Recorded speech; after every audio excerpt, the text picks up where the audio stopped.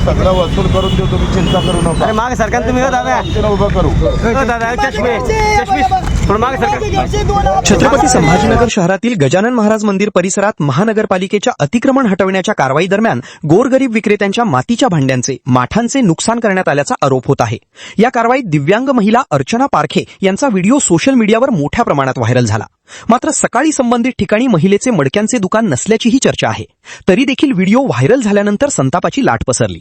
दिव्यांग भगिनी अर्चना पारखे यांच्यावर अन्याय झाल्याचा आरोप करत प्रहार संघटनेचे नेते तथा आमदार बच्चूभाऊ कडू यांनी आज त्यांच्या भेटीसाठी धाव घेतली. त्यांनी संबंधित घटनेची माहिती घेत प्रशासनाच्या भूमिकेवर प्रश्नचिन्ह उपस्थित केले.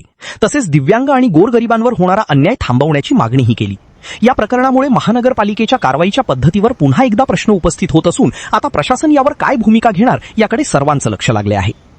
व्हायरल झालेला होता आणि कुठेतरी असं दिसतं की दिव्यांगांवर अन्याय होतो. चाल प्रशासनाने हा अधिकारी हे अफजलखानापेक्षा काही कमी नाहीये.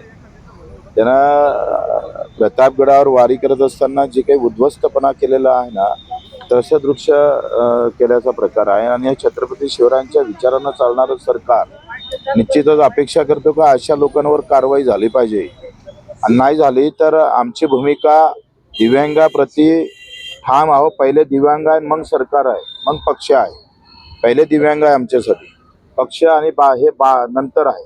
पक्षच या सरकार दिव्यांगासाठी शेतकऱ्यासाठी उभं राहिलं पाहिजे.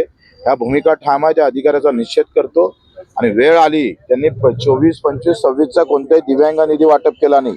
अजूनही या दिव्यांगांना 6,000 रुपये महिना जो हक्काचा आहे संजय गांधीचा तो भेटू शकला नाही. मग प्रशासन करतं काय? अशा सगळ्या व्यवस्थेच्या विरोधात लढण्यासाठीच आम्ही ह्या सगळ्या गोष्टी करतोय.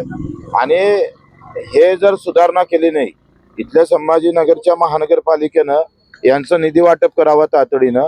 तो एकच्या अगोदरचा आयुक्त इतकं नालायक होतं तर 4 माराव्या आणि 1च मोजावा असं आयुक्त होतं.